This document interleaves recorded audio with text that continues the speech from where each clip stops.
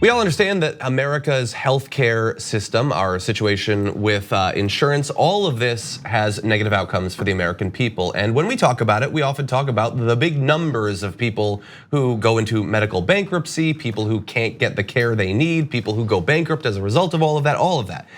But let's talk about an individual. Let's put a name and a face on the way that people get left behind by our healthcare system in America. This is Tashonna Ward. She's a 25-year-old in Wisconsin, and she died because of the inefficiency in the way healthcare is given to the American people.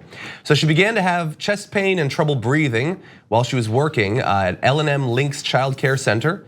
Her sister drove her to Froedtert Hospital. They checked in at 4:58 p.m. and were then examined. She had a number of different symptoms in terms of her breathing, chest pain, all of that. She had previously been diagnosed as having an enlarged heart.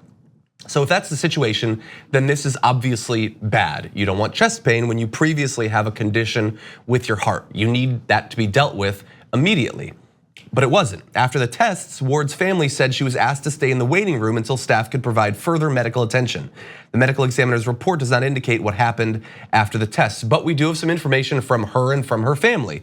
So about an hour later, at 5:45 p.m., she posted on Facebook, "I really hope I'm not in this emergency room all night." About 45 minutes after that, she texted her family that she was still in the waiting room. About an hour after that, she wrote on Facebook that she'd been told she might have to wait 2 to 6 hours to see a doctor. She'd already been waiting hours at that point. And she posted, "I don't know what they can do about the emergency system at Froedtert, but they damn sure need to do something."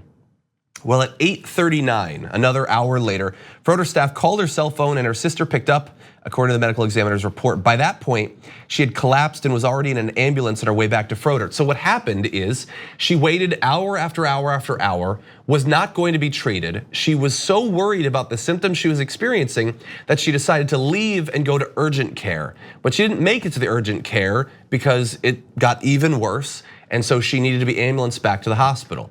But she didn't make it and she died. And so she did like the responsible thing that America is supposed to do. She was experiencing symptoms, she went to get care, she waited patiently hours, even though she was concerned about what those hours might represent. And in the end, she died. That is sad. That is terrible. And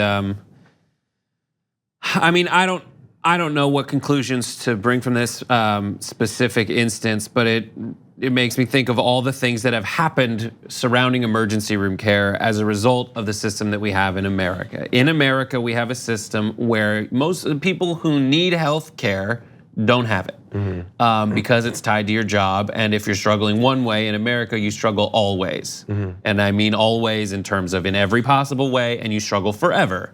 And so when typically people in those situations can't get the normal general practitioner preventative care as a result of not having health insurance, then things, this is not her specific case, but typically things pile up until eventually the only way you can get care, the only place that has to take you is the emergency room.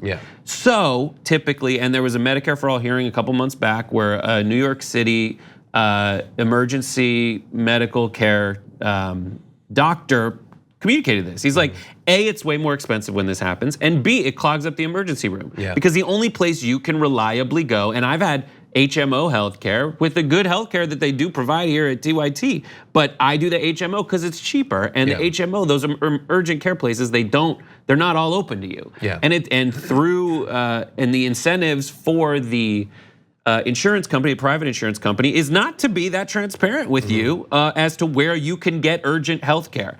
I have been in emergency room needs where I Googled hospital because they don't want to tell you where you should go.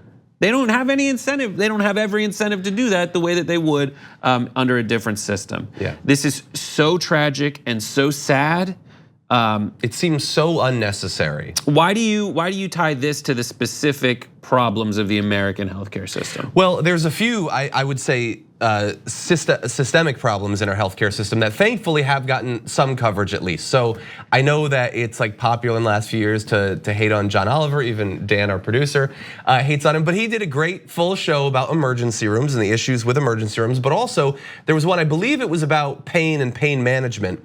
And so We have a quote really fast. It's from the chief of cardiology, University of Arizona College of Medicine. It says, sadly, she chalks up to another statistic, but she was somebody's sister, somebody's potential mother, somebody's daughter. We need to start listening to women and taking them seriously. And what she's referring to there is that generally when women talk about pain, it has been shown through studies that doctors do not take their declarations of their pain level as seriously. And often women's concerns, their claims about their pain are not taken seriously, and that can have very negative ramifications for their health.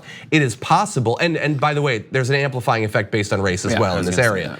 And so that is discrimination that is baked into our healthcare system, even amongst doctors that must think that they don't have any of those sorts of I guess, medical bigotries or whatever. But how you're prioritized, they talk about triage, and of course it's triage. But how do you make those decisions? Well, if you naturally don't trust one gender or one race, then those sorts of people are going to have worse outcomes. Yeah. Look, it's obviously a big topic. Unfortunately, we don't have time to talk more about it, but this is something serious, and it's like this is just one tiny little tragic reminder of why healthcare is one of the biggest topics being discussed right now in this presidential election, justifiably so, and I wanna make sure that we do focus on it because it merits that.